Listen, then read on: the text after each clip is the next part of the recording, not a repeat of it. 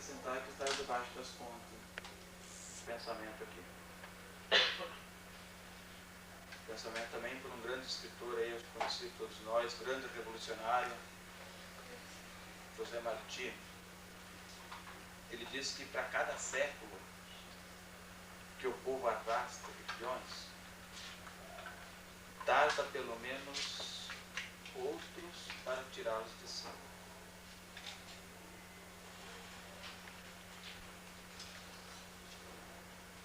Então, digamos nós do Movimento Sem Terra, que o século da tirada dos grilhões esteja no fim. E que possamos, de fato, construir a nossa cidadania baseadas em novos valores, como a solidariedade e a igualdade mundial entre os povos. Então, muito obrigado, então, em nome do Movimento Sem Terra.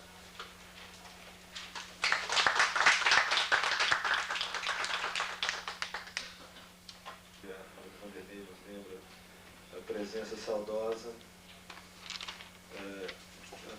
do professor Milton Santos, que nos deixou na semana passada. Vamos então passar a palavra para o nosso companheiro Marcos Vinícius, que além de ser militante do movimento antimanicomial, é o presidente em exercício do Conselho Federal de Psicologia. Eu devo falar aqui do movimento antimanicomial, uma criação bastante, com cores bastante locais, que resulta de um enfrentamento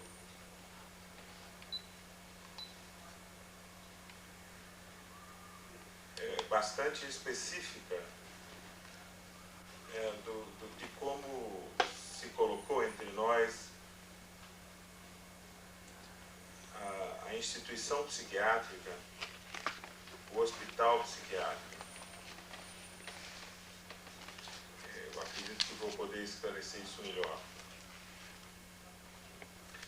Antes de entrar diretamente nesse tema,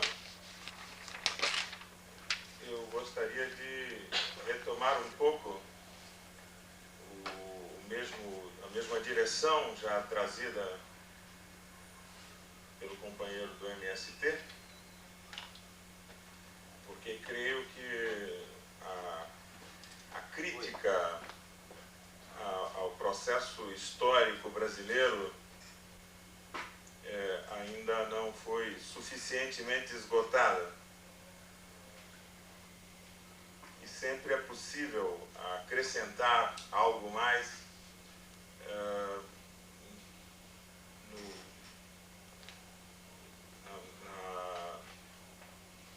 na percepção da forma cruel, mesquinha,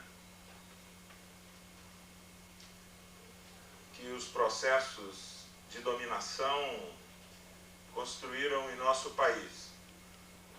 Nós temos, sem dúvida nenhuma, uma construção histórica, uma relação entre as elites brasileiras e o povo brasileiro através ao longo dos processos de colonização. As elites brasileiras sempre acharam que esse povo era um povo indigno de estar às alturas da sua condição de dominadores.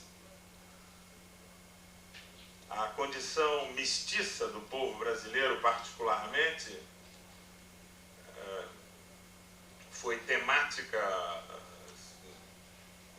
enfatizada durante o período imperial brasileiro, onde, inclusive, o recurso à importação de gente branca da Europa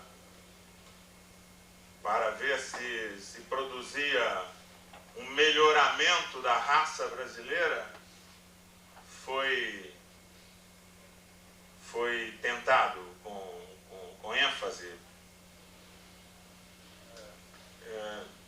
Creio que esta dimensão deve ser sempre enfatizada, porque creio que temos no Brasil mais do que uma dificuldade no plano da exploração econômica, temos um verdadeiro abismo cultural e estético que separa o conjunto dos pobres brasileiros dos segmentos das elites ou dos segmentos de classe média identificados com estas elites. Temos no Brasil uma pós-modernidade que incorpora a modernização tecnológica e vivemos ao mesmo tempo que temos uma pré-modernidade do ponto de vista dos direitos políticos, onde sequer o habeas corpus é um instituto universalmente, enfim, exercido por todos os brasileiros. Como segundo ponto, eu queria dizer que acho que nós temos usado e usamos no Brasil o conceito de cidadania de uma forma bastante tática, num esforço de alargamento na conquista desses direitos fundamentais.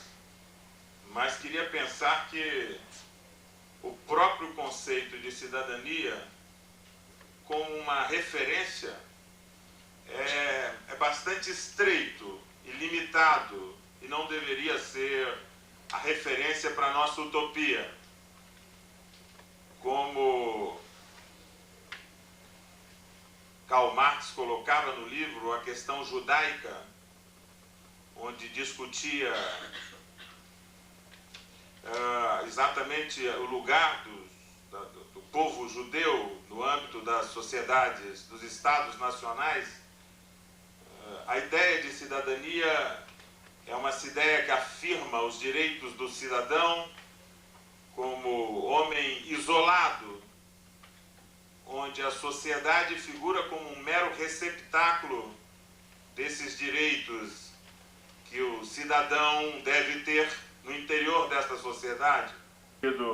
A garantia dos direitos em relação à propriedade privada.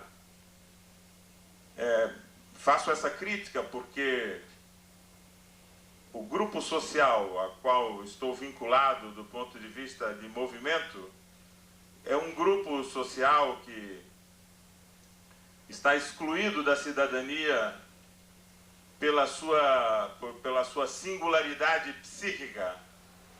Os loucos são, por definição, sujeitos que não podem se regular individualmente e autonomamente, e é porque não são capazes de serem individualidades autorreguláveis é que estão colocados fora dos direitos, de todos os direitos, de qualquer direito. E é por isso que são como elos frágeis, mais frágeis da corrente social, alvo de toda ordem e de todo tipo de violência. Mesmo no campo do pensamento crítico, durante muitos anos, a existência da exclusão social dos chamados loucos foi considerado algo normal. Me parece que o esforço para questionar o estatuto de direitos dos doentes mentais nos leva a uma fronteira radical que questiona exatamente os limites da ideia de cidadania. Me parece que quando iniciamos esse trabalho em torno do movimento antimanicomial, tínhamos em mente uma situação muito particular, onde no Brasil, historicamente, os hospitais psiquiátricos, os antigos e os modernos, sempre se comportaram como um mero instrumento de gestão social de populações periféricas problemáticas, de populações subalternas problemáticas. E até, quem sabe, cuidar medicamente dos chamados doentes mentais. A única coisa que o hospício no Brasil fez historicamente, a única função que ele cumpriu historicamente com competência, foi exclusivamente a função da segregação social, do isolamento social, retirando esses indivíduos da convivência e garantindo uma certa ordem social para a qual eles eram ameaçadores, para a qual esses doentes mentais eram ameaçadores. Muito a ser destacada e percebida pelos profissionais que trabalham neste campo no Brasil. Desde 1977, 78, nós associamos no Brasil as ideias antipsiquiátricas a uma certa luta anti-autoritária. De certo modo, ao negar o hospital psiquiátrico, ao dizer que o hospital psiquiátrico era uma instituição irrecuperável para qualquer finalidade digna, nós começamos a enxergar, nós começamos a perceber, a ver a dimensão da crueldade que esta instituição representou historicamente. No Brasil, o principal instrumento de ampliação do hospital psiquiátrico e do próprio papel de controle social da psiquiatria foi, por incrível que pareça, a própria crítica ao hospital psiquiátrico. Desde 1856, quando inaugura-se o primeiro hospital psiquiátrico no Brasil, esta instituição foi sistematicamente denunciada como um espaço de violência, de abandono contra aqueles que deveriam ser ali tratados. E, curiosamente, a denúncia do hospital psiquiátrico sempre teve a direção de produzir mais hospital psiquiátrico. Porque sempre o diagnóstico acerca dos males do hospital psiquiátrico concluía que a sua superlotação, que a limitação de recursos financeiros, de recursos humanos, era responsável pelo seu mau funcionamento. E a solução sempre encontrada era a ampliação, a construção de de novos hospitais psiquiátricos. De certa forma, muitas gerações psiquiátricas criticaram o hospital psiquiátrico na expectativa da sua recuperação, da recuperação do seu papel e da sua função terapêutica. Aqui, o mandato social terapêutico do hospital psiquiátrico constitui-se apenas uma forma secundária de justificação da sua existência. O seu verdadeiro papel, o seu verdadeiro mandato é a exclusão social desses indivíduos que causam problemas à ordem social. E que, no caso brasileiro, quase que totalmente recobrem uma camada social formada pelos miseráveis e pelos subalternos. Então nós podemos pensar que o hospital psiquiátrico no Brasil faz parte da série de instituições de gestão dos transtornos na área da subalternidade. Assim como as FEBEMs, as instituições que acolhem os menores, as crianças, os adolescentes infratores, assim como os asilos que recolhem os velhos que não têm mais condição produtiva, ou o sistema prisional brasileiro,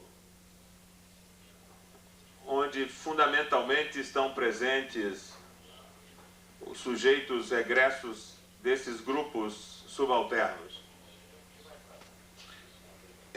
Como último elemento, eu queria trazer que, ao iniciarmos esta nova forma de enfrentamento do hospital psiquiátrico, negando a sua existência, nós reabrimos a pergunta: o que vamos fazer com os loucos no Brasil? Isso é muito importante, porque esta pergunta estava respondida. O lugar de louco é no hospício. O lugar dos loucos é no hospício. E reabrir esta pergunta tem possibilitado a construção de novas formas de atenção a esses sujeitos. Hoje temos, nos últimos 10 anos, construímos cerca de 300 serviços substitutivos. A internação psiquiátrica, e que tem a vocação da reinserção social.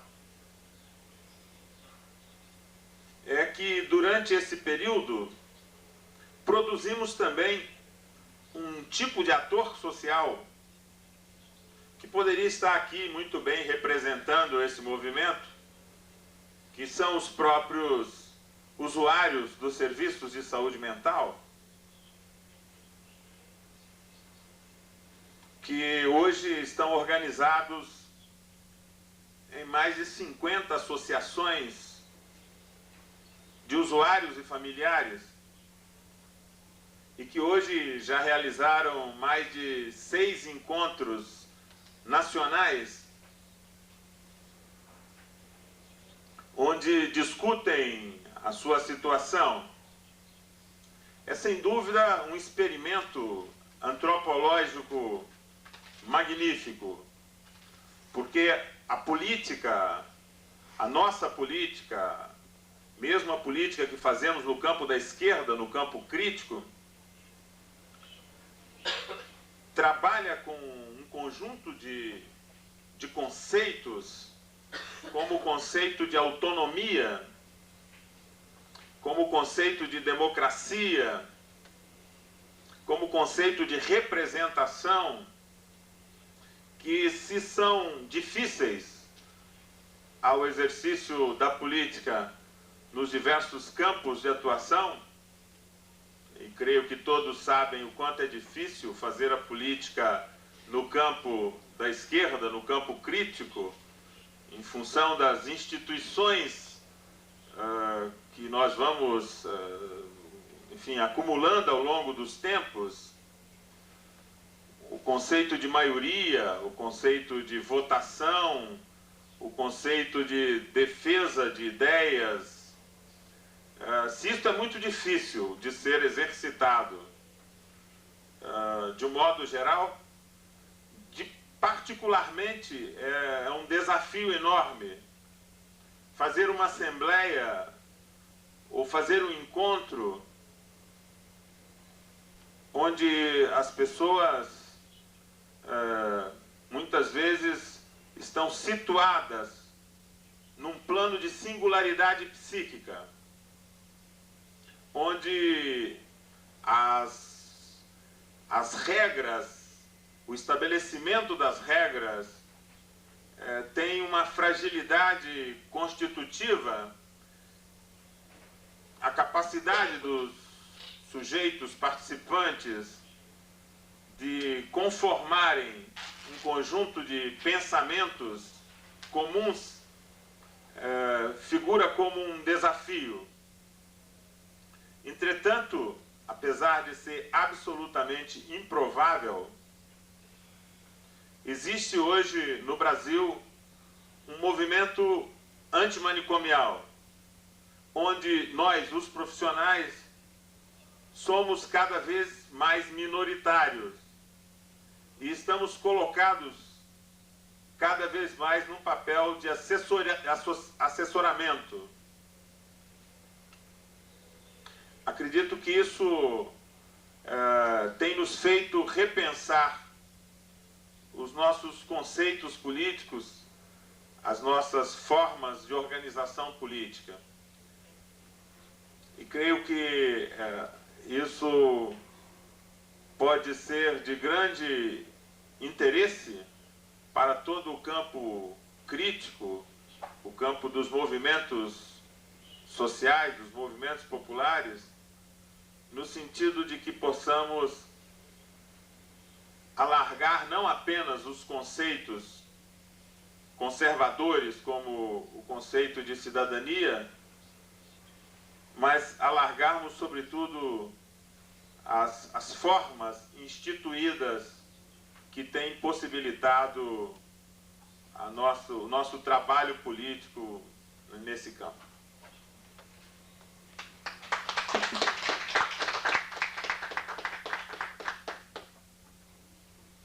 Agora vamos passar a palavra para a nossa convidada, Veronique Guillen, que irá então tecer comentários e, vamos dizer assim, articular todas essas falas no sentido de pensarmos como que a cidadania se constrói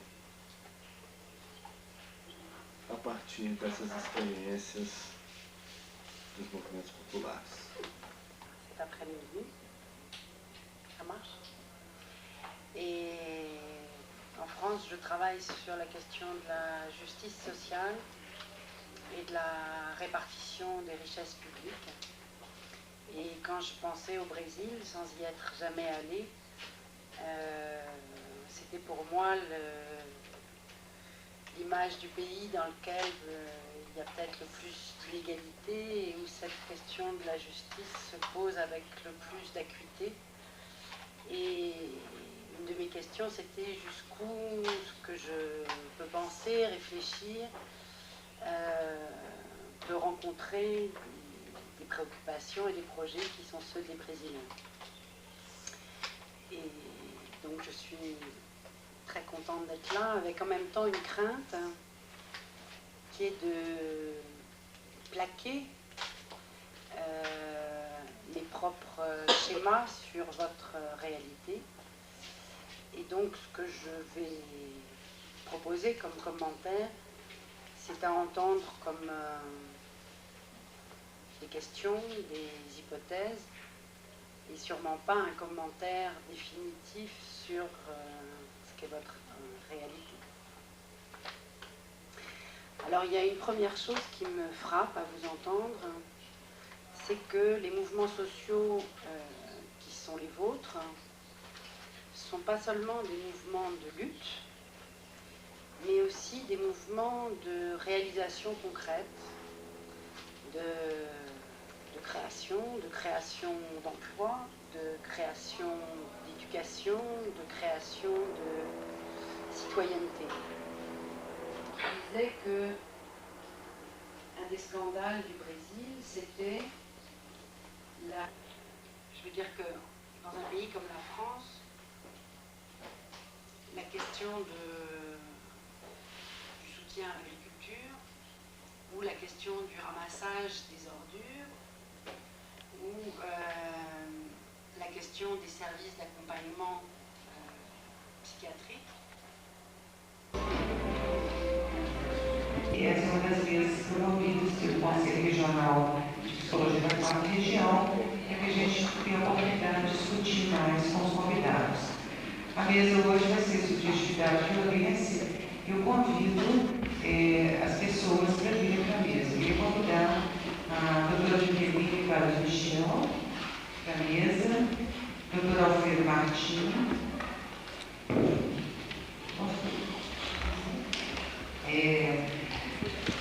doutor Manuel Tosse Berlink e mediador José Milton Araújo.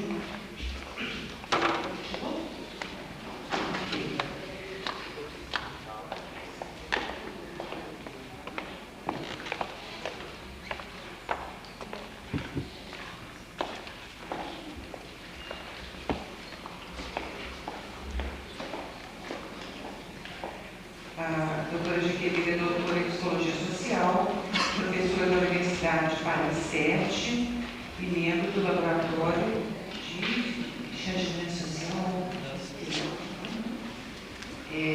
Doutor Alfredo Martins é doutor em Ciência da Educação, psicoterapeuta de vítimas de guerras civis, tortura e campos de concentração, exilados e imigrantes no Brasil e na França.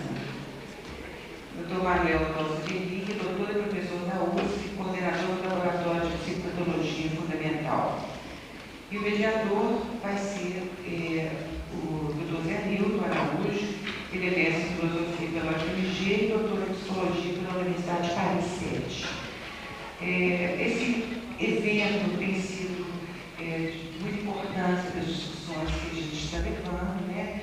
Nós saímos recentemente, né, se a gente for pensar de história, de uma ditadura militar, onde vários tipos de arbitrariedades foram cometidos. Estamos nesse processo de transformação, onde a gente está buscando construir cidadania. E eu gosto muito do que o John Rawls fala a respeito, né? Ele fala no livro de Teoria e Justiça, ele é filósofo, cientista político, que cidadania é a arte da possibilidade de construir o razoável. A gente entendendo o razoável como aquilo que é possível a gente chegar a um consenso, onde as pessoas não interferem tanto nas diferenças e nas subjetividades dos outros.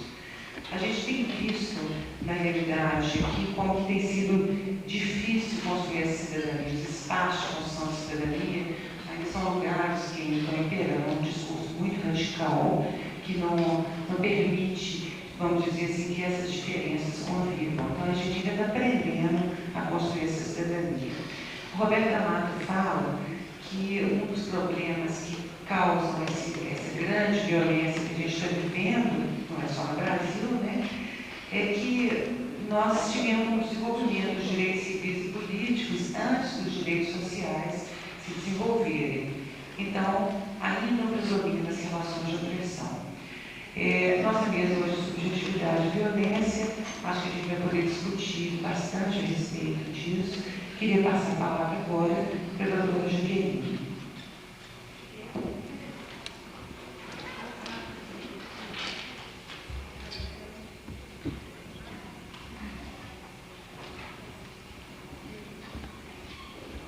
d'abord remercier le Conseil régional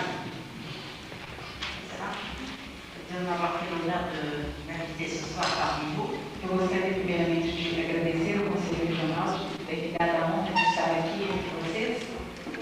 Je suis très heureuse, psychologue moi-même, Estou muito feliz, psicóloga eu própria, de me retrouver auprès de psychologues.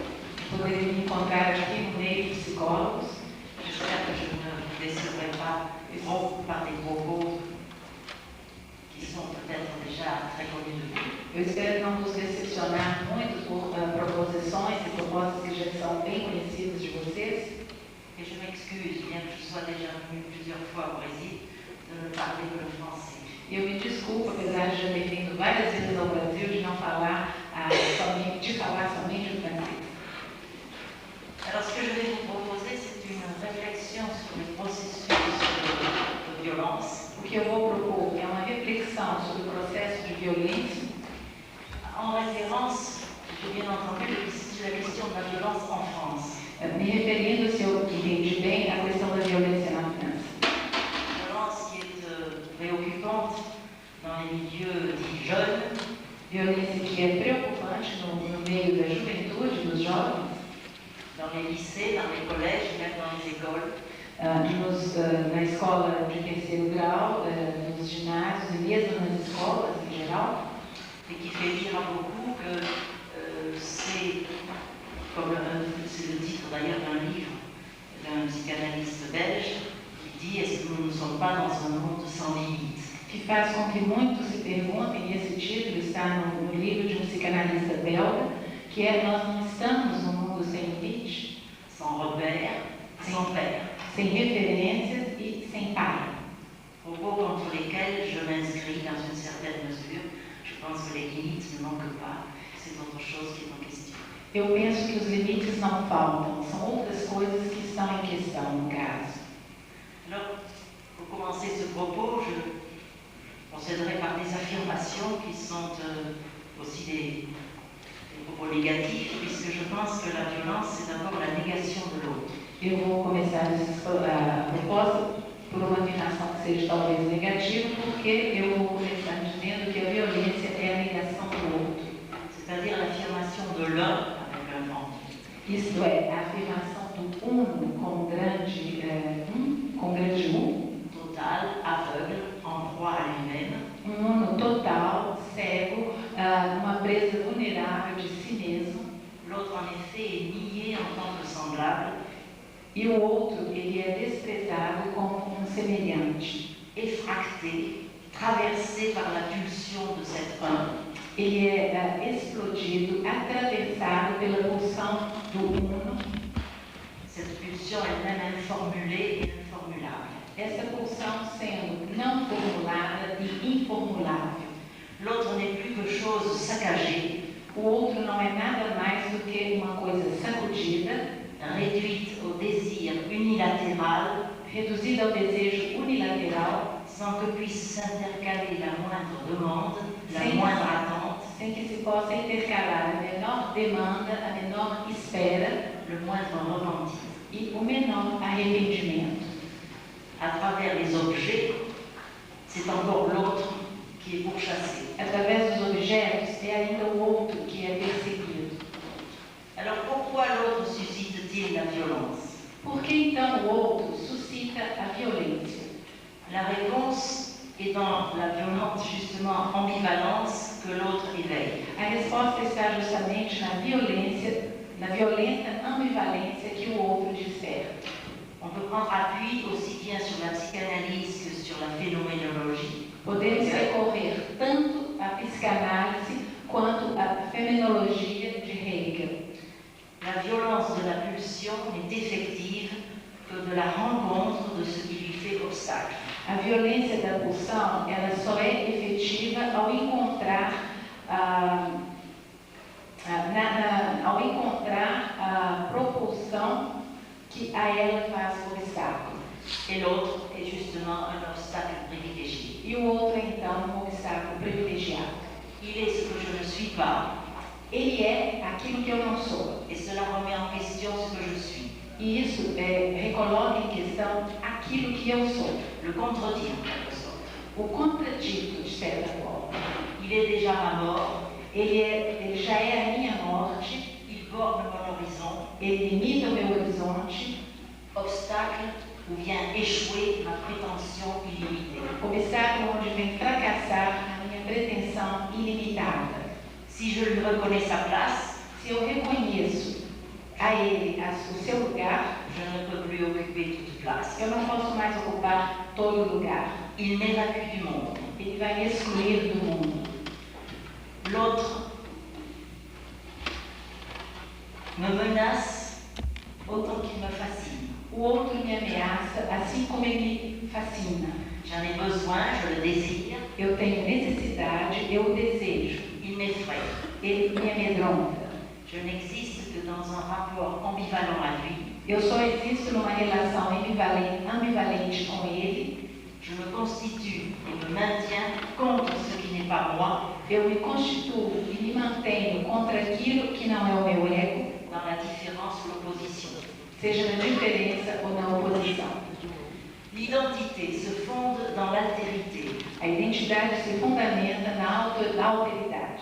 Il faut des bornes et des repères à l'identité du sujet qui se veut unité. É preciso limites e referências à identidade do sujeito que se quer como limitado, Qui se veut unité, continuité et homogénéité. que se vê como unidade, continuidade e homogeneidade. Les limites de la peau, Os limites da pele, de la maison, da casa, du chez-soi, do estar em casa, du territoire, do território, garantissent le privé, l'intime, l'intériorité, garantem o privado, o íntimo e a interioridade. c'est-à-dire l'identité subjective. Isso é, a identidade subjetiva. Ce sont les lieux de sécurité São os lugares de segurança où l'on est avec soi-même onde nós estamos conosco mesmos ou entre soi. ou na sua casa, entre si. Au dehors se profile l'altérité Do lado de fora se profila a alteridade qui, quelque appétit qu'on en ait, que, apesar do apetite que tenhamos por ela, représente toujours un risque d'altération, representa sempre um risco de alteração, d'agression, de agressão, de destruction, de destruição et parfois de conséquence devient un objet d'attaque préventive ou de prédation directe. e, consequentemente, se torna um ataque, um objeto de ataque preventivo e de predação direta, de traque, de traque, d'absorption, de absorção devorante, qui Dévorateur. même sur un mode amoureux, que mesmo sobre um modo amoroso, n'en sont pas moins destructrices. não são menos destruidores. Le mal en soi ne peut venir, croit-on, ou veut-on croire, que de l'autre. Alors il faut le rejeter. O mal em si mesmo só pode vir, nós acreditamos, que através do outro. Então é preciso rejeitá-lo. Mais l'autre, bien entendu, est aussi le miroir indispensable pour le savoir être moi. Mas o outro também é um espelho indispensável para que eu possa saber do meu ego. Il me faut être reconnu, exister dans le regard de l'autre, É preciso ser reconhecido e existir no olhar do outro. approuver, aimer, écouter. Aprovar, amar, ouvir.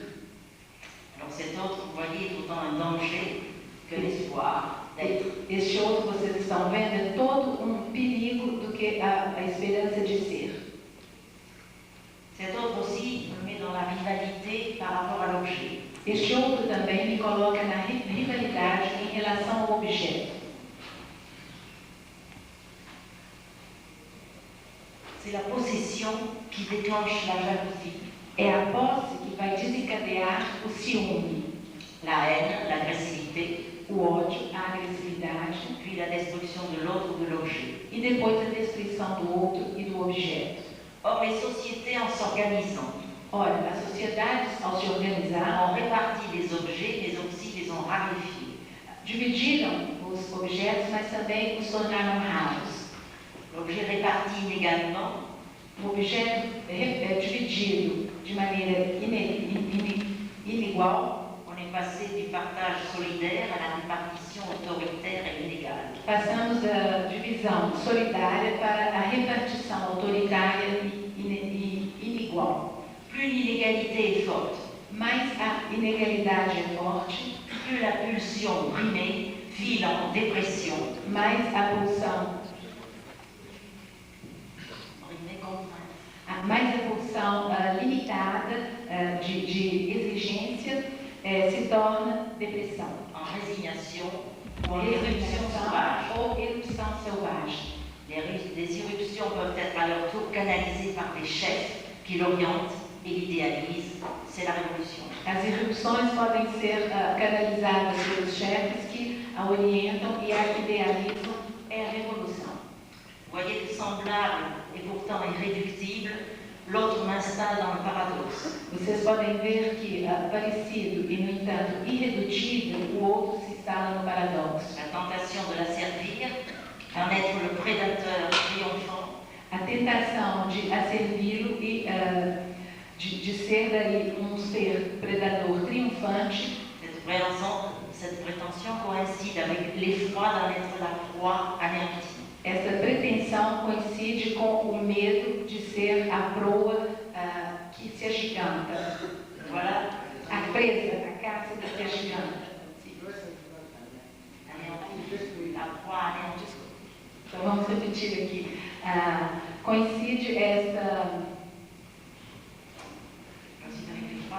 Coincide com o medo de ser a presa que desaparece, que se destrói, aniquila. Voilà donc où la pulsion s'excite. Aí está então onde a pulsão se excita. S'il n'y a pas de dialectisation possible, se não existe uma dialectização possível, de transposition imaginaire, de transposição imaginária, de conversion langagière, de conversão da linguagem, de loi régulatrice suffisamment intériorisée, de uma lei regulamentadora suficientemente interiorizada, alors la violence de la pulsion se déchaîne, a violência da pulsão se desencadeia, attisée par la contradiction. Com o medo da contradição, com o fantasma da contradição. Alors quelle est la nature de la violence? Então, qual é a natureza da violência? Chez l'être humain, on peut l'assimiler à la pulsion. No ser humano, nós podemos assimilá-la à pulsão. C'est cette énergie instinctuelle, é essa energia instintual, cette poussée aveugle à la satisfaction, este empurrão cego para a satisfação, à retrouver un état d'équilibre interne rompu par le besoin ou par le manque. Em encontrar um estado de equilíbrio interno que é rompido pelo desejo e a falta. La pulsion, pure énergie, dépasse les objets déjà obscurs du désir. A pulsão, pura energia, ultrapassa os objetos já obscuros do desejo. Et détruit au passage ceux plus concrets du besoin. E destrói, ao passar, aqueles mais concretos da necessidade. Elle ne s'épuise que de sa propre dépense. Ela só se esgota com seu próprio esforço. Dans le paroxysme auquel succède une hébétude, no paroxismo ao qual sucede um estupor, satiété paradoxale, saciedade paradoxal, qui est aussi un effet de la destruction de l'objet. Que é também um efeito da destruição do objeto. Je ne vous apprendrai rien en vous rappelant que la pulsion est duelle. Eu não aprendo nada a vocês quando eu digo que a pulsão é dual. Pulsion de mort, pulsão de morte, entropie, entropia, passion de la mort, paixão pela morte, dérivée vers l'extérieur en haine et destruction, que se deriva para o exterior em ódio e destruição. Force quasi démoniaque selon Freud. Força quase demoníaca de acordo com Freud. Que je cite: le sens originaire de la haine désigne aussi la relation au monde extérieur qui apporte les excitations. Ela cita Freud, então. Os sentidos originários do ódio designa também a relação com o mundo exterior que traz as excitações. Je continue la citation. L'extérieur, l'objet, le haï seraient tout au début identiques. Ela continua a citação. O exterior, o objeto, o odiado seriam no início totalmente idênticos. C'est dans Pulsion et Destin des Pulsions, 1915. Isso está em Pulsão e Destino das Pulsões de 1915. La pulsion de vie, a pulsão de vida, l'éros, o Eros, avidité à s'unir, a avidez de se unir, à rétablir l'unité, a restabelecer a unidade, principe d'amour et de liaison. princípio de amor e de ligação. Mais elle peut prendre les accents de la passion. Ela pode adquirir os tons da Elle paixão, peut prendre aussi les formes d'une cruauté destructrice. pode tomar também as formas de uma crueldade destruidora. Selon Freud encore, que je cite, De acordo com Freud ainda, que eu cito, le stade préliminaire de l'amour peut à peine se distinguer de la haine dans son comportement vis-à-vis de l'objet. o estágio preliminar do amor só pode se distinguir do ódio no seu comportamento diante do objeto. Ces emmêlements contradictoires sont cause d'inassouvissement et réactivent à son tour la violence. Esses emaranhados contraditórios são causa do não saciamento que reativa a violência Ils suscitent l'angoisse et le désordre panique. e suscitam a angústia e a desordem de pânico. Cette violence serait, selon Freud, le propre de l'homme. Essa violência seria, de acordo com Freud, Le propre de l'homme. o próprio do homem. Encore qu'il assimile l'homme au loup. Homo, dit-il après Hobbes, n'est-ce pas? Homo homini lupus. Mesmo que ele assimile o homem ao lobo, a palavra De Hobbes, qui de Homo homini lupus. opus, homo, homini, lupus. Homem, L'homme est un loup pour l'homme. o homem é um lobo para o homem. Malheureusement, les loups ne sont pas des loups pour les loups. Infelizmente, os lobos não são lobos para os lobos. Alors il faut peut-être ajouter à la pulsion, parce qu'après tout, les loups pourraient être adonnés à la pulsion et donc s'entre-dévorer, ce qu'ils ne font pas, n'est-ce pas? Seria preciso então dar a pulsão, porque os lobos não estão prontos para devorar entre si mesmos. Donc il faut ajouter chez l'homme quelque chose à la pulsion et je pense que c'est cette capacité imaginaire É preciso acrescentar ao homem qualquer coisa da pulsão e eu penso que é essa capacidade imaginária qui lui fait imaginer la souffrance, que faz com que ele imagine o sofrimento, la mort de l'autre a morte do outro et en jouir. e que ele tenha prazer nisso. Vous voyez, c'est cette dimension imaginaire qu'il faut sans doute ajouter à la violence pour expliquer que les hommes dépassent en cruauté les loups eux-mêmes. Aí está a crueldade imaginária que é preciso acrescentar ao homem para que ele... La cruauté des loups eux-mêmes. A crueldade para que ele possa ultrapassar a crueldade do lobo em si mesmo. Alors si l'on écoute Freud toujours, Se nós ouvirmos Freud sempre, quand la dure réalité ne suffit pas à mettre obstacle à la violence, voilà, à la pulsion, quando a dura realidade não é o bastante para ir colocar um obstáculo à pulsão, seul l'interdit et la loi, só o proibido e a lei, soutenus par le groupe, sustentados pelo grupo, contiennent la pulsion, contêm a pulsão, la dérive aderivam et conjurent la violence. e conjuram a violência. Autrement dit, il faut apprendre les limites. Dito isso com outras palavras, é preciso aprender os limites. Au principe de plaisir, d'ailleurs ne vaudrait-il pas mieux dire à l'exigence de plaisir. Ao princípio de prazer, aliás, não seria melhor dizer a exigência do prazer? Doit succéder le principe de réalité, Deve-se suceder o princípio da realidade. accepter de renoncer. Aceitar de rever, de renunciar. Mais cela ne se fait, semble-t-il, que sous la menace de la castration, Mas isso só se faz, parece, a não ser sob a ameaça da castração. et ce qui revient au même de la soumission à la loi du Père. E o que dá na mesma em relação à submissão à lei do Pai. Le petit humain y gagne la parole, A criança ganha aí a palavra. demander au lieu de s'emparer. Perguntar, pedir no lugar de se apropriar. Il y trouve le bénéfice de possibles identifications, Ela encontra aí o benefício de possíveis identificações. c'est-à-dire un jeu de modèles pour la construction identitaire. Jogo de modelos para a construção identitária. La possibilité de déplacement, et mieux encore par les voies de la sublimation, la substitution d'objets socialement valorisés à des objets bassement primaires. A possibilidade de deslocamentos e ainda mais, através da sublimação, a substituição de objetos socialmente valorizados por objetos bastante primários. Parallèlement, par intériorisation des normes, des valeurs interdites, se développe un surmoi, plus ou moins sévère, qui poursuit de l'intérieur le travail civilisateur. Paralelamente, pela interiorização das normas, valores e coisas proibidas, se desenvolve o superego, ou, menos severamente, que persegue o interior, o trabalho civilizador, Et inhibe toutes ces manifestations pulsionnelles qui pouvaient y nuire si gravement. e inibe todas essas manifestações pulsionais que poderiam prejudicar aí de maneira mais grave.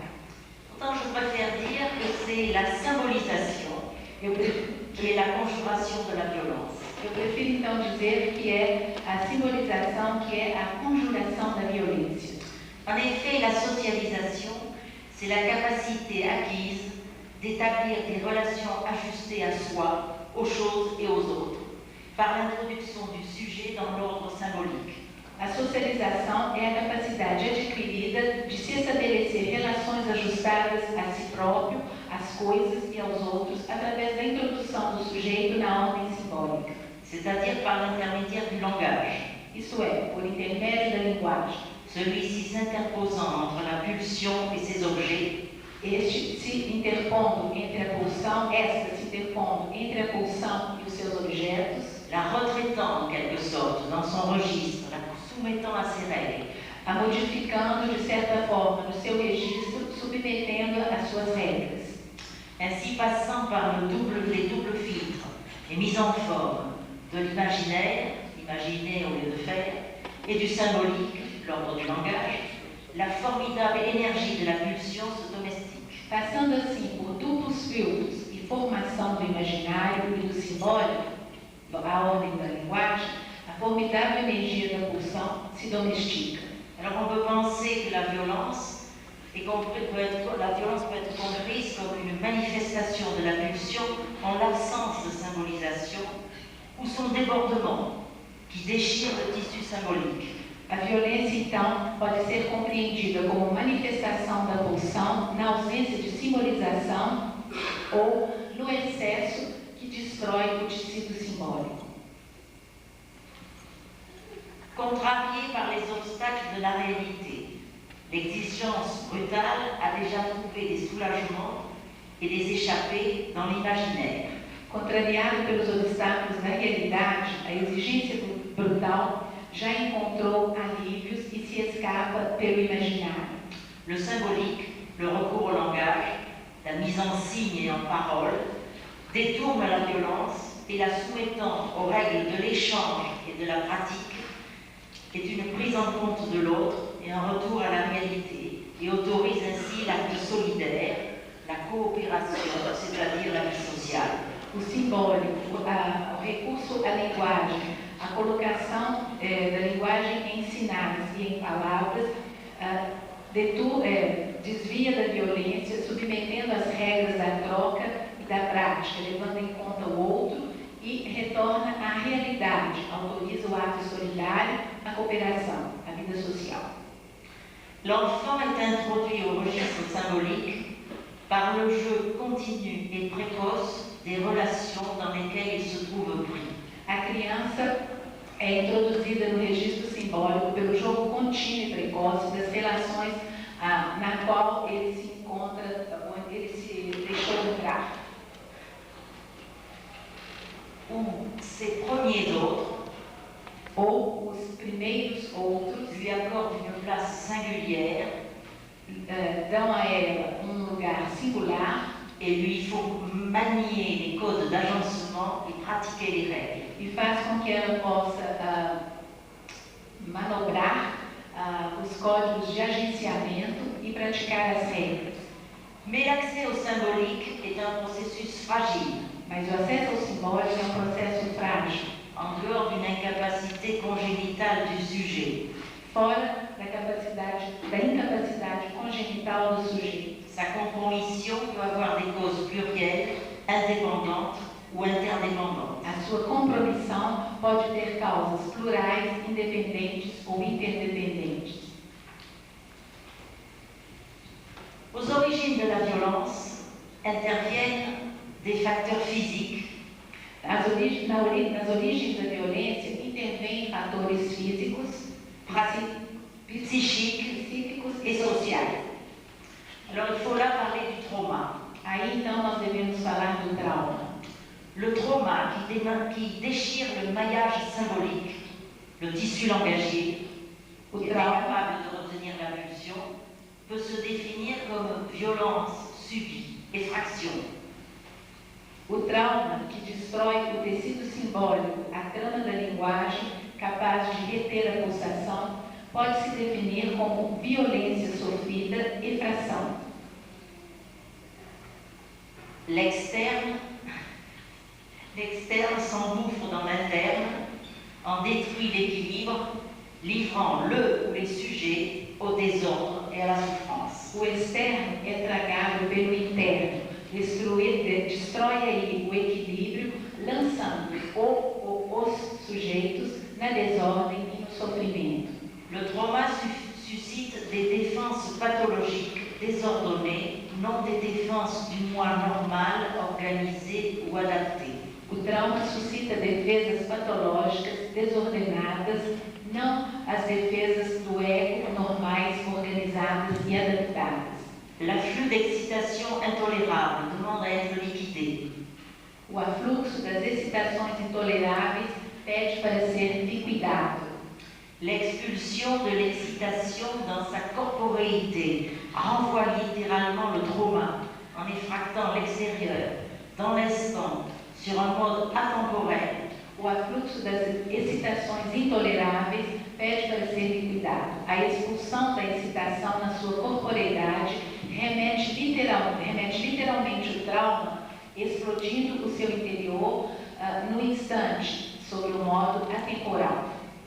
Comme dit la psychanalyste française Ophélia Aron, l'acte de violence externalise alors l'angoisse d'un moi en risque d'indifférenciation. Como diz a psicanalista O. Avron, o ato da violência externaliza então a angústia de um ego em risco de indiferenciação. Le trauma enfonce dans la répétition. O trauma se perde na repetição. Le traumatisé tourne dans le cercle du trauma, il répète ou reproduit les signes désorganisés dont il est marqué, à défaut de langage et de réciprocité. O traumatizado gira no círculo do trauma. Ele repete ou reproduz os signos desorganizados pelos quais ele está marcado na falta da linguagem e da reciprocidade. La violence imprime traumatiquement le corps et le psychisme qui ne peut que reproduire et non s'engager dans la réponse et le dépassement. A violência imprime traumaticamente o corpo e o psiquismo, que só pode reproduzir e não se engajar na resposta e na superação.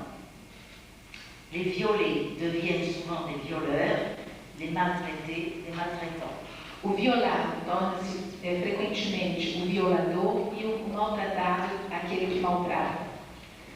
La violence peut être générée par la société, bien entendu. A violência, claro, pode ser gerada pela sociedade. Dans son entourage, le sujet n'a pas été initialement considéré ni tenu comme un autre, destinataire d'une parole. Il n'a été qu'un objet. No contexto, o sujeito não foi inicialmente considerado nem tido como outro, destinatário de uma palavra. Ele só foi um objeto. Il ne peut que renvoyer la castration sous forme d'attaque destructive. Ele só pode devolver a castração sob forma de um ataque destrutivo. La société, elle, ne propose que du faux symbolique, c'est-à-dire un symbolique falsifié, mystifiant. A sociedade, ela só propõe um falso simbólico, aquele mistificado. Parce qu'il est inadéquat ou inabordable. Porque porque ele é inadequado ou inabordável. Il n'y a pas de véritable effet signifiant.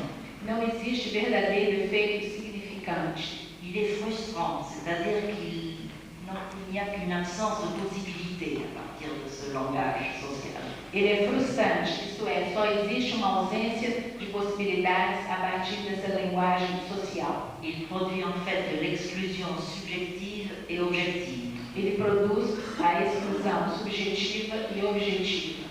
C'est par exemple n'avoir aucune possibilité d'occuper une place autre que celle dans laquelle on est mis en fait à l'écart. É, por exemplo, não ter nenhuma possibilidade de ocupar um outro lugar diferente daquele no qual se está, isto é, à parte, distanciado. Pas de possibilité d'être valorisé, pas de moyen d'intervenir sur son propre environnement amène la rage. Não ter possibilidade de ser valorizado, não ter meios de intervir sobre o seu meio, provoca a raiva. Alors, on a le sentiment d'avoir à se venger de la frustration, de l'exclusion et obtenir violemment la reconnaissance. Então, nós temos o sentimento de se vingar da frustração, da exclusão e obter de maneira muito forte a violência. Le délinquant restaure la virilité perdue ou déniée. O delinquente restaura a virilidade perdida ou denegada. Et sous le nom d'honneur, celle du père, celle des parents. E no nome da honra, a virilidade do pai, dos parentes. Qui eux ont peut-être vécu dans la honte. Que talvez eles tenham vivido na vergonha. Le délinquant, lui, a le sentiment de s'affronter au monstre social. O delinquente, ele tem o sentimento de enfrentar o monstro social. Il associe violence et culte phallique. Ele associa violência e culto fálico. Haine, honneur et virilité. Ódio, honra e virilidade. C'est-à-dire se faire reconnaître dans sa dangerosité. Isto é, ser reconhecido pela sua periculosidade. Et nier la castration. E negado pela castração. Qu'il perçoit ou qu'il vit à travers l'institué. Que ele percebe ou que ele vive através do instituído. À travers les autorités. Através das autoridades. L'expression française qui est habituelle aux délinquants plus ou moins violents, c'est je te nique. A expressão francesa que é habitual aos delinquentes é a expressão eu te desprezo. Oui, je vais essayer. La fragilité narcissique du moi se renverse ainsi en infatuation provocante, affirmation de toute puissance. A fragilidade narcísica do ego se transforma em infatuação provocante, afirmação de todo o poder. Sur un registre que l'on pourrait qualifier de paranoïaque, tout est pris pour offense ou blessure narcissique. Sobre um registro que nós poderíamos qualificar de paranoico, tudo é considerado ofensa ou ferida narcísica. On réclame du respect à la mesure du mépris dont on se sent ou se croit l'objet. Reivindica esse respeito na proporção do desprezo do qual nós nos acreditamos objeto. La violence peut être due à des défaillances du maillage symbolique et social qui n'accueille ni ne donne issue suffisante aux pulsions, escamote les objets sur lesquels aurait pu se déplacer le désir.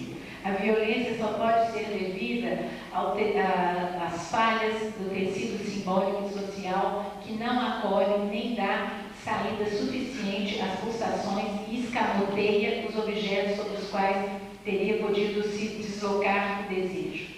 La modernisation non pensée, l'accélération des changements détruisent ou brouillent les codages, rendant impossible l'appropriation d'éléments signifiantes, d'éléments trop hétérogènes.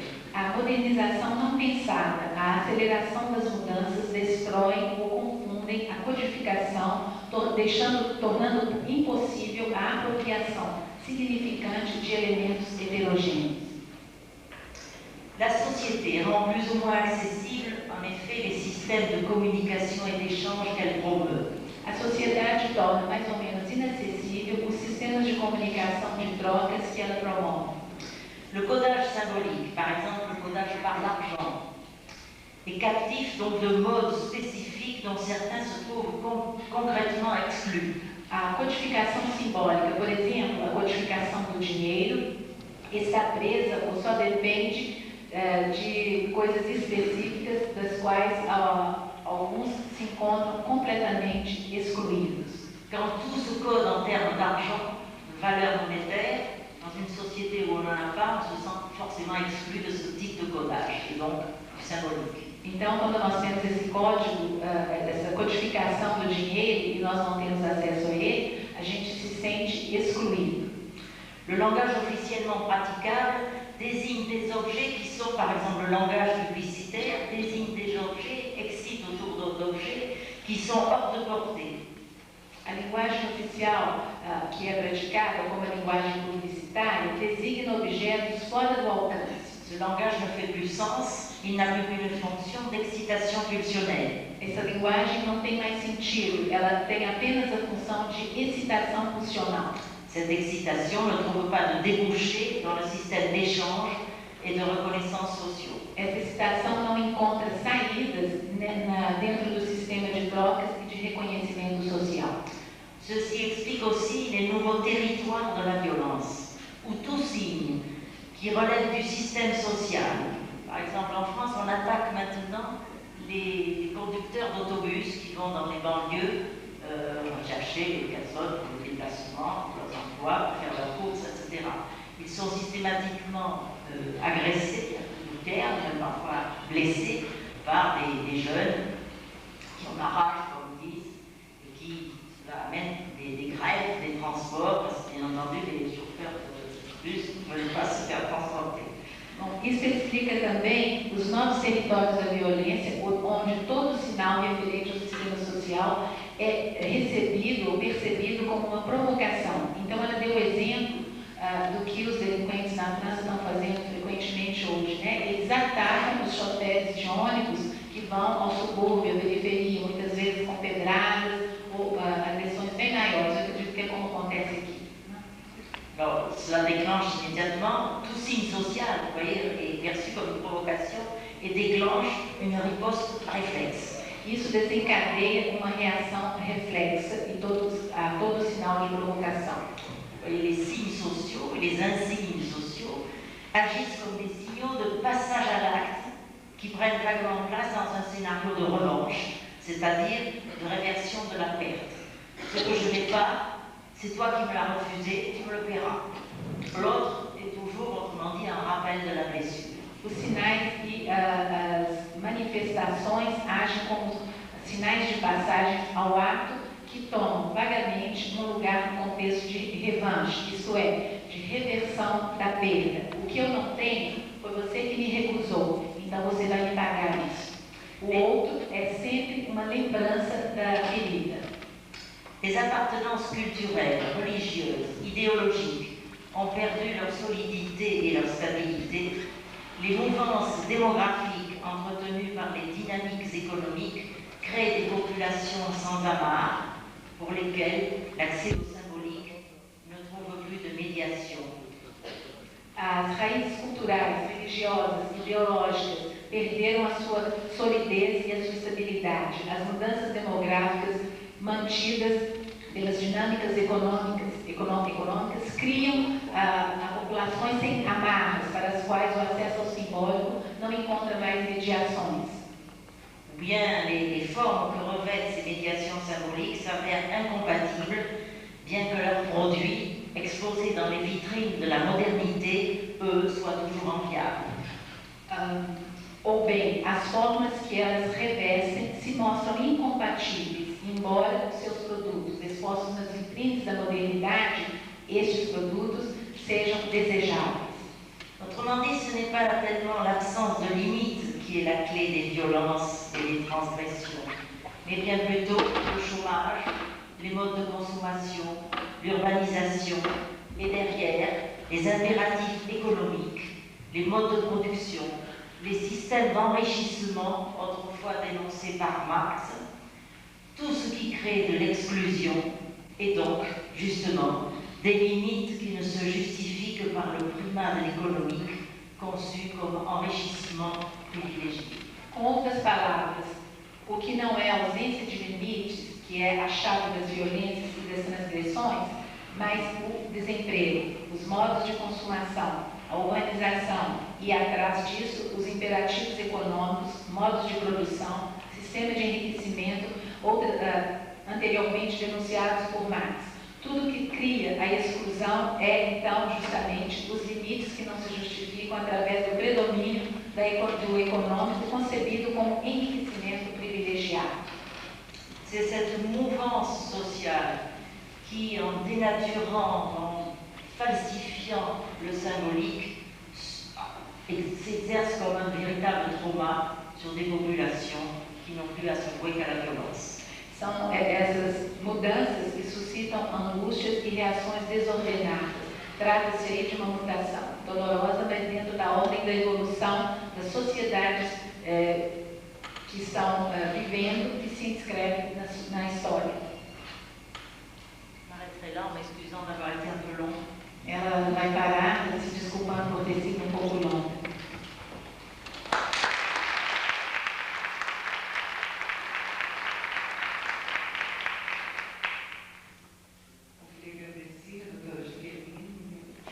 Passar a palavra para o Dr. Alfredo Martins, para a gente continuar nossa conversa de hoje.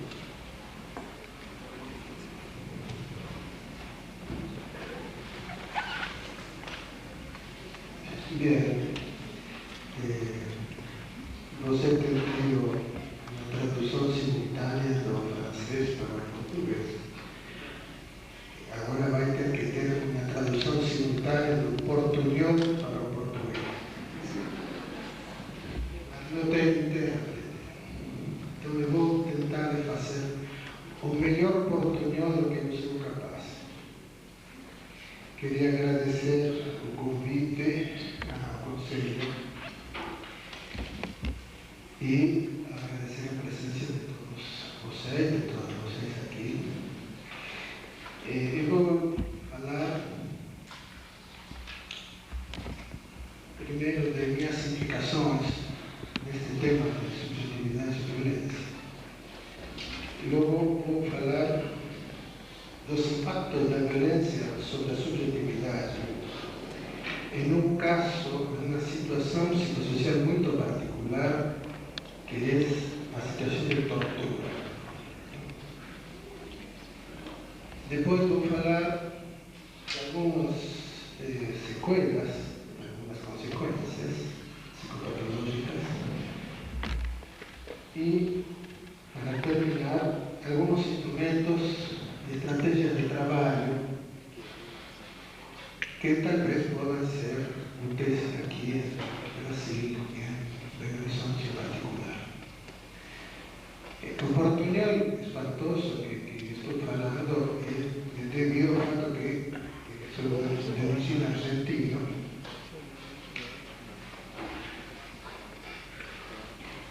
e que está misturado com o francês pelo fato de ter vivido 20 anos na França.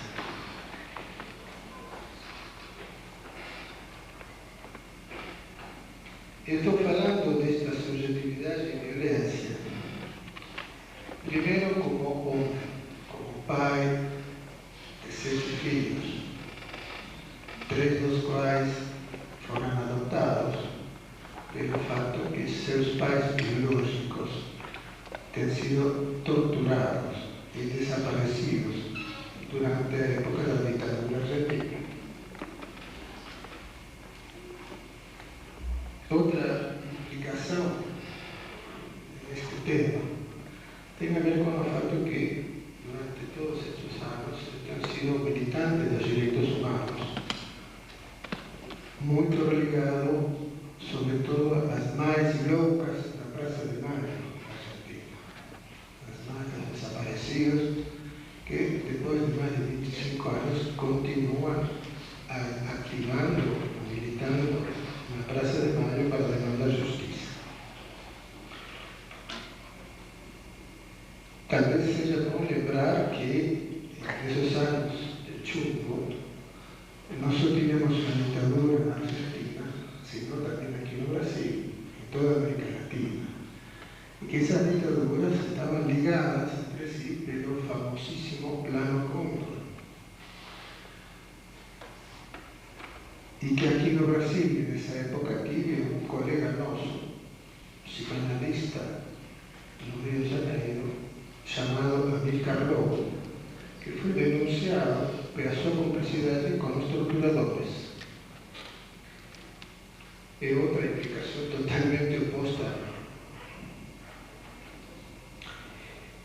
A otra implicación que tiene con este tema tiene que ver con el fato que tanto en Brasil como en Francia he trabajado como psicólogo y psicoterapeuta con víctimas de tortura, con refugiados políticos, vindos no solo de América Latina, sino de África, de Asia, de Europa del Este, de Bosnia, do Sudeste Asiático, etc., trabajando como coordinador de una consulta psicológica, etnopsicológica, en una asociación que se llama Comité Médico-Social de la Salud de los Migrantes, sediada a Toulouse, en el sur de Francia.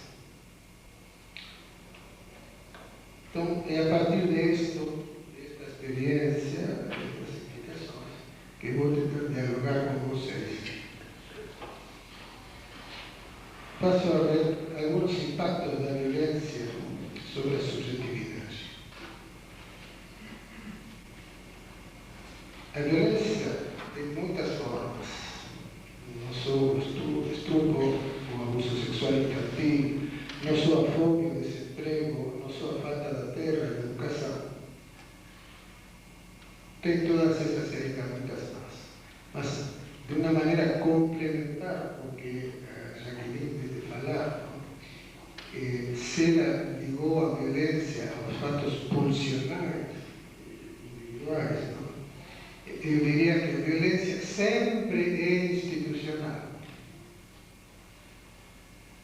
No hay violencia en sí, violencia por sí. La violencia es creada, reproducida institucionalmente. Y esto se ve mucho más concretamente en el fato de la tortura, que es un caso extremo de violencia. No caso da tortura. O problema não é a quantidade do sadismo do torturador. A tortura, tanto como o genocídio, são sempre problemas institucionais. São sempre resultados concretos na carne das pessoas de políticas de Estado. Tal es así que en el caso de la tortura, los torturadores tienen centros de formación, de programas de formación. Aquí, por ejemplo, en América Latina, o más conocido a la Escuela de las Américas de los Estados Unidos, que funcionó durante mucho tiempo en Panamá, mas que tiene sus sucursales en todos lados, inclusive en Brasil. Tienen sus formadores, sus tecnologías cada vez más sofisticadas para que as torturas não deixem rastros, não deixem traços visíveis no corpo. Tem também suas estratégias de financiamento, tem também suas estratégias de ocultamento, de silenciamento e, sobretudo, de impunidade jurídica.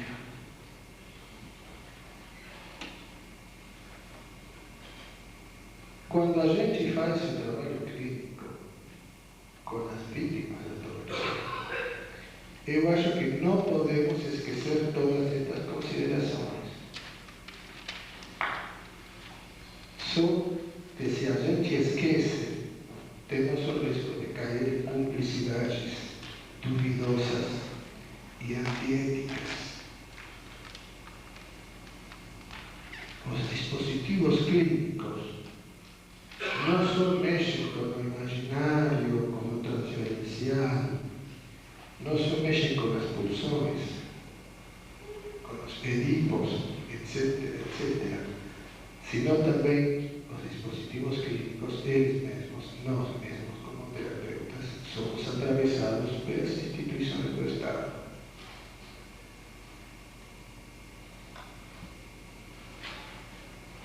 Uma dimensão que eu acho importante na situação de tortura é que é uma situação criada não só para fazer medo à vítima, não só para fazer falar à vítima, não só para confessar alguma coisa à vítima, senão também, e ao mesmo tempo, para fazê-la calar, para silenciar, para impedir que fale de isso que está vivendo. O outro algo na subjetividade, na situação de tortura, é a de desfazer a pessoa por dentro, desestruturá-la por dentro, em um processo que eu falaria, em termos simples, como uma espécie de remodelagem identificatória. É dizer que, depois, se alguém perguntar, podemos aprofundar. Os eixos, os pontos de apoio que constroem a identidade da pessoa no processo de tortura, eles são cortados, são destruídos. E a pessoa fica com sua identidade totalmente desvirtuada. Ele já não se reconhece mais como que ele era antes.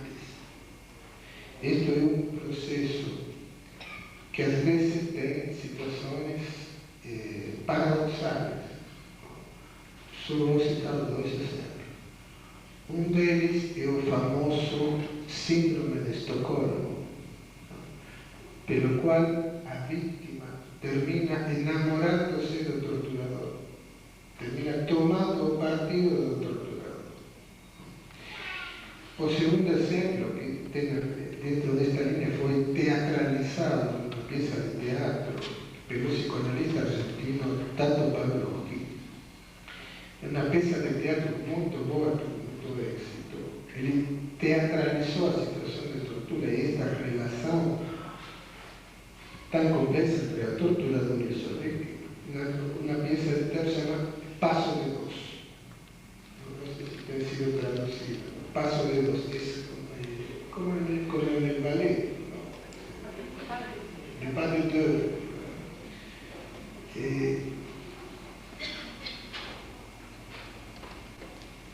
No es só que a vítima se identifica con o torturador. Às vezes a pessoa se identifica con nada, con o vacío. E isto é ampliamente destructor. Cuando este proceso, ¿no?, de remodelamiento identificatorio, de remodelaje, ¿no?, que bulversa, que saca dos desechos a subjetividade, produz sequelas muito graves. Vou só falar de algumas. As rupturas identitárias ou identificatórias graves se amplían con rupturas familiares, rupturas de proyecto de vida y con rupturas transgeneracionales. Un ejemplo de esto último es que, por ejemplo, los netos o bisnetos de las víctimas judeas dos campos de concentración de Auschwitz, etc., ainda tienen síntomas. Ainda tem coisas muito graves que não podem ser ditas na família. Tem silêncios brancos, furos na novela familiar. Alguma coisa tem acontecido, mas ninguém pode nomear. Em Paris tem-se feito grupos com quarta, quinta geração dos sobreviventes da Shoah, que apareceu muito claramente este fenômeno. Tem também perturbações crônicas do sono, es decir, com pesadelos repetitivos muito angustiantes, comportamientos estereotipados, tem transtornos da sexualidade, como por exemplo impotência, esterilidade, etc. Transtorno da sensibilidade, transtorno da motricidade, perda de equilíbrio, transtorno da marcha, etc. Transtornos de alimentação, de respiração, segundo qual foi a situação traumática de vida, a intensidade dessa situação traumática de tortura e a extensão do tempo. Todo isto dá, se a gente gostaria de fazer uma espécie de diagnóstico, algo parecido, mas não igual, ao que a gente conhece como neurose ou psicose traumática. Por que não é igual? Porque se uma pessoa X tem uma neurose traumática porque teve um acidente, por exemplo, no trem, um trem que saiu de suas vias, ou de carro, tem um traumatismo grave, traumatismo craniano, etc. Qual é a diferença com o traumatismo produzido na situação de tortura? A primeira diferença é qual é a significação social dessa situação traumatizante. No caso de um acidente, a vítima do acidente pode dizer a todo mundo e dizer-se a si mesmo: eu tive um acidente de carro. Mas o torturado não pode dizer a todo mundo: eu fui torturado, infernizado, etc, etc, etc. Socialmente não é de simbolizado da mesma maneira. As vítimas de tortura têm muita vergonha de falar. Há 2 meses, por exemplo, estive em Montevideo, em Uruguai, falando com uma mulher que é diretora de uma escola muito conhecida, que veio a me ver porque tinha salido publicado um artigo meu falando destas coisas.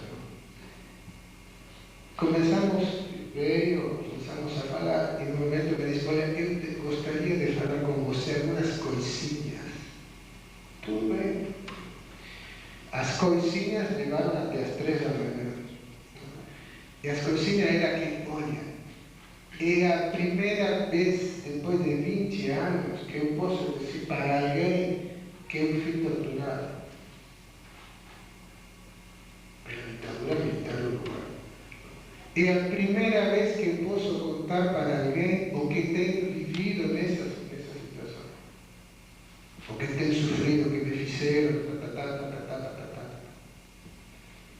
E, assim mesmo, tinha momentos em que ela começava a falar e o nível de angústia profundo era tão grande que o tema, a conversação, falávamos de outra coisa. Veja bem, depois de tantos anos, a significação social dos outros e dela mesma, a situação traumática é muito diferente.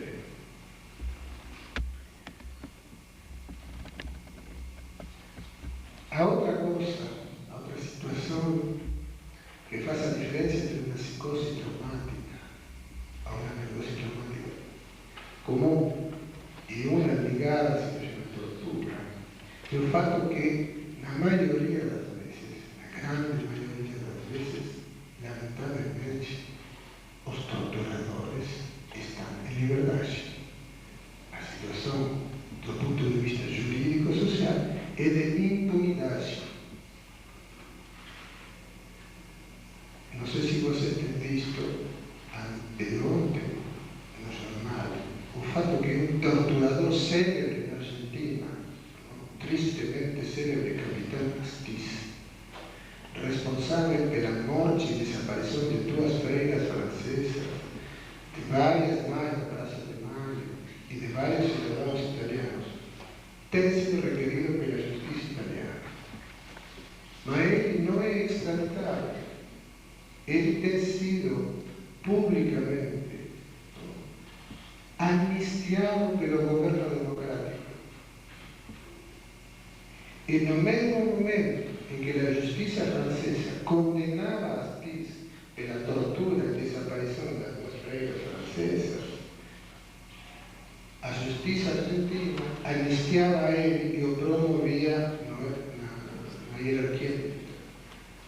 Então, as vítimas da tortura, diante desse tipo de situação, de significação social do fato dramático, como é que elas vão poder elaborar isso se os torturadores não têm uma sanção jurídica, moral, etc.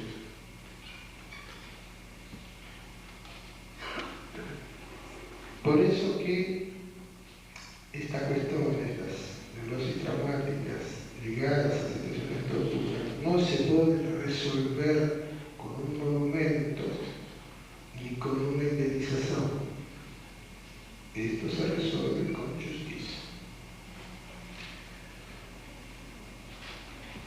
Gostaria de falar agora rapidamente de alguns instrumentos, estratégias de trabalho que a gente usou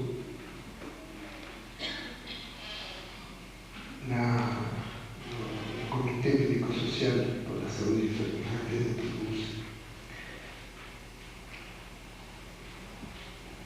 O primeiro deles é a importância do diagnóstico precoce.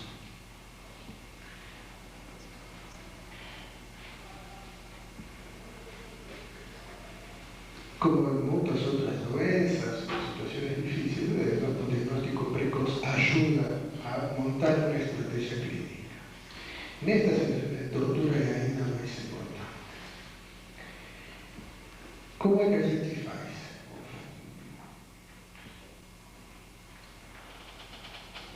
Com uma série de entrevistas multidisciplinares, que às vezes duravam até 3 horas, onde estava o psicoterapeuta e ao mesmo tempo o médico e ao mesmo tempo o assistente social e às vezes ao mesmo tempo o kinesiólogo. E les deixávamos a pessoa falar tranquilo. Nada de entrevistas com um interrogatório tipo jurídico ou tipo policial. Deixar a pessoa falar e nessas primeiras entrevistas desenhar uma série de estratégias complementares entre as distintas profissões. Por que o médico tem que estar? Porque a maioria das vezes o médico não só tem que fazer um tratamento das sequelas da tortura, sino também tem que fazer um atestado médico-legal que vai permitir ações de justiça, reivindicações sociais, econômicas, etc. Por que o kinesiólogo? Porque a maioria das sequelas sensório-motrizes que falava precisa de um tratamento intensivo para recuperar. Por que um assistente social? Porque tem que fazer um seguimento de todos os e a sua situação de família, e a sua situação de moradia, etc, etc. A maioria das vítimas da tortura são de classe muito pobre. Então, todos os tratamentos são difíceis, as hospitalizações, etc, etc. Então, um assistente já tem que estar aí organizando uma estratégia de seguimento. Por que um psicólogo? Porque necessita uma psicoterapia urgente. E a psicoterapia com vítimas da tortura pode levar muitos anos. Porque às vezes passa muito tempo até que a pessoa possa dizer, mencionar alguma das situações graves que ele viveu. Além deste tratamento, desta série de entrevistas multidisciplinares, nós utilizamos como elemento de diagnóstico precoce o teste de Bender, o teste bioquinético de Miguel López. Se tem perguntas, depois podemos aprofundar. Que nos tem permitido fazer diagnóstico diferencial entre doenças que não estavam, às vezes, muito claras nas entrevistas, entre doenças de tipo sensorial ou motor,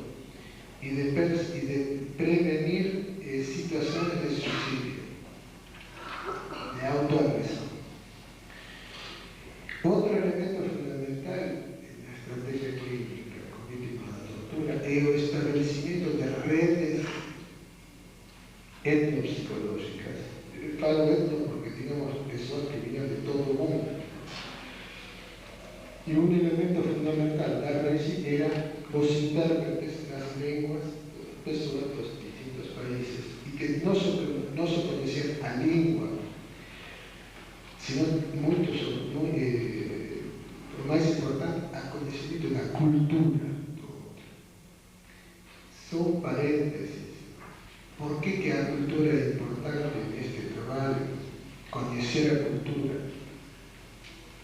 Porque a cultura tem se demonstrado ser un elemento fundamental de resistencia. Porque a cultura tem se mostrado ser un baluarte, un punto de apoyo identitario, cuando todos los otros soportes identitarios han sido destruidos. Alguien dice una vez que a cultura es aquello que fica cuando no fica nada.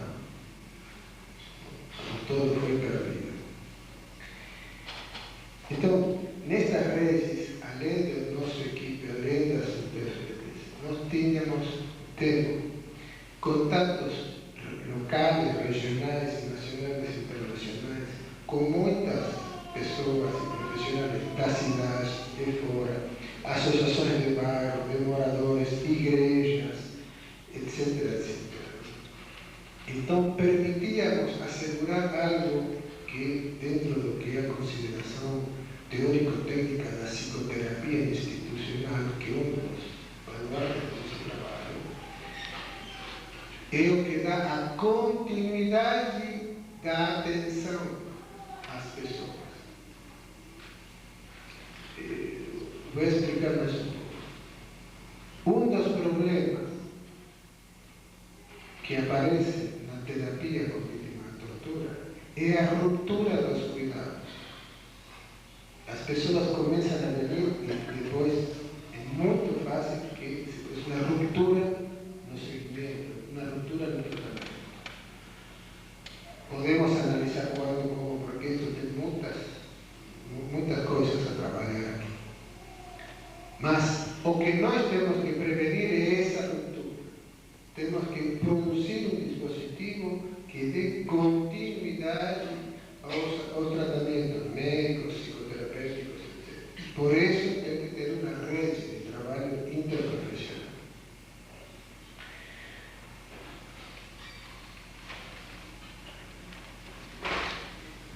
Tem vários exemplos clínicos que poderíamos falar, mas eu gostaria de deixar os exemplos se tem alguma pessoa interessada, para não alocar demasiado a exposição. Vou dar algumas considerações finais sobre a situação das vítimas da tortura aqui no Brasil e em BH. Não sei se vocês conhecem, mas lamentavelmente a Anistia Internacional, a Comissão de Direitos Humanos da OEA e outros organismos internacionais têm condenado o mês passado o Brasil pelo elevadíssimo número de torturas que se exercem no país. Pelo fato que a situação, apesar da democracia formal, etc., não tem se avançado demais. Então, esta é a situação brasileira. Dentro do contexto internacional, é um país que tem um altíssimo índice de vítimas de tortura. E aqui em BH, segundo as estatísticas do ano passado, tem mais de 2.000 denúncias por ano que aparecem com nome, com testemunha, etc, etc. É dizer que o problema não é um ou dois. Tem muitas pessoas que estão nesta situação. E, ao mesmo tempo, nós, como profissionais, temos pouca preparação para fazer frente a esta situação. Temos poucas publicações, temos poucas pesquisas, temos poucos encontros como este. E aqui, de novo, quero saudar o Conselho de ter tomado a iniciativa desta, a iniciativa pioneira. E esta é uma situação de desafio, tanto para nós como profissionais, como para as políticas públicas. Então, deixo esta situação, este panorama, ¿no?, en aberto para o diálogo e espero não ter abusado de sua paciência. Muito obrigado.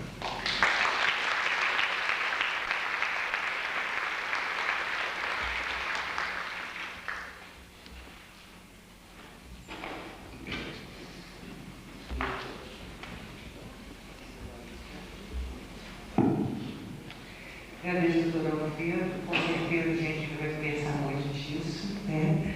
Hoje, no debate, ainda por um tempo. E queria passar a palavra para o doutor Manuel Berlim, para a palavra de Jean. Eu também queria agradecer o convite que foi formulado pelo CRP. E gostaria de fazer uma correção com os arquivos desse encontro. Eu não sou professor da USP, eu sou professor da PUC de São Paulo, do programa de estudos pós-graduados em psicologia clínica, onde eu dirijo o laboratório de psicopatologia complementar. Como eu sabia que essa mesa ia ser uma mesa pesada, eu resolvi falar sobre a envelhecência. Talvez porque o inconsciente seja extenso no tempo e no espaço, há uma época da vida em que começamos a nos deparar com a envelhecência. Não se trata, evidentemente, de uma formação do inconsciente, nem de uma alteração da sexualidade humana, como ocorre na adolescência, ainda que homens, especialmente mulheres, se defrontem nessa época com o fantasma da impotência, da frigidez e da ejaculação precoce, com o fantasma da decadência do corpo. Pensar na envelhecência como um desencontro pode ser frutífero. O desencontro entre o inconsciente atemporal e o corpo, âmbito da temporalidade. Na adolescência, o sujeito frequentemente se espanta com as transformações que ocorrem no corpo. A voz engrossa, a barba cresce, o esquema corporal muda, os seios aparecem, a menstruação desce. São muitas e assustadoras as transformações que ocorrem no corpo durante a adolescência. Já que nessa época da vida, o sujeito se vê de resto como sempre uma criança. Só que nesse momento da vida ele enfrenta também a adultez desconhecida e misteriosa. Algo semelhante ocorre na envelhecência. Quando menos se espera, a vista não mais alcança. Não está alcançando. O ouvido não mais ouve e a pele enruga. Os cabelos caem, o peso torna-se um problema e só a alma permanece jovem em evidente descompasso com o seu envelope. Nesse lento e inexorável processo que mais choca frequentemente é perceber que os jovens ficam cada vez mais jovens em certos contextos.